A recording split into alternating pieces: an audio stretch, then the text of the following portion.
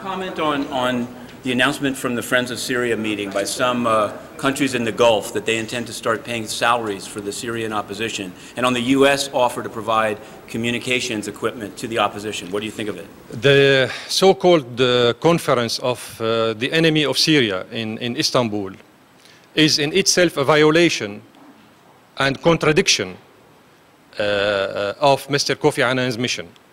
This is a parallel track set up by the enemies of Syria to compete with Mr. Kofi Annan's mission. Not only maybe to compete, maybe to undermine this mission as a whole.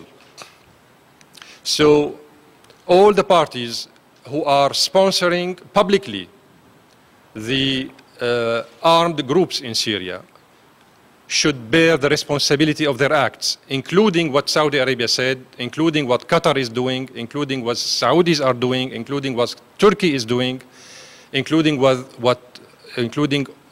all these people who attended the enemies of Syria meetings in Istanbul.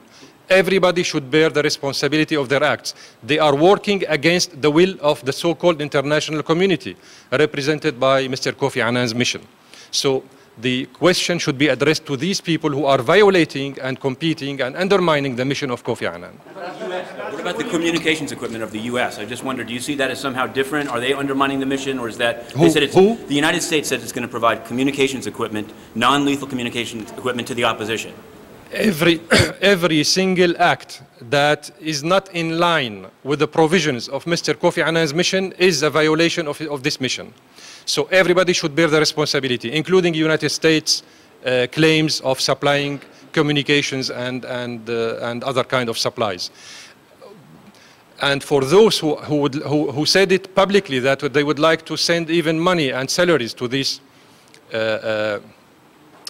armed groups in Syria, somebody should put them at the confessional seat in the Security Council and ask them why they are doing that. This is not only a violation of the Charter. This is not a violation of Mr. Kofi Annan's mission. This is a violation and a declaration of war against the sovereignty of Syria. Will the Syrian government go ahead with completing all of these elements and the commitment, the withdrawal from population centers, the end to use of heavy weapons? That will be part of the final deal. That will be part.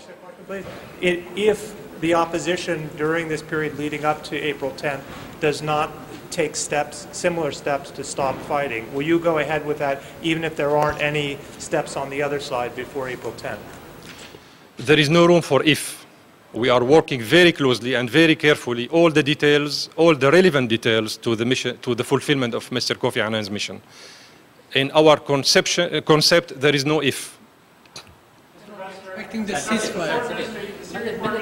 On Friday, it would be impossible to withdraw from all the population centers as if there was still unrest or fighting going on there. Does the commitment to withdraw by April 10th supersede any previous statements? Are you going to be out of all population, or are there conditions for that withdrawal? The plan of Mr. Kofi Annan is about 6 points, not only one.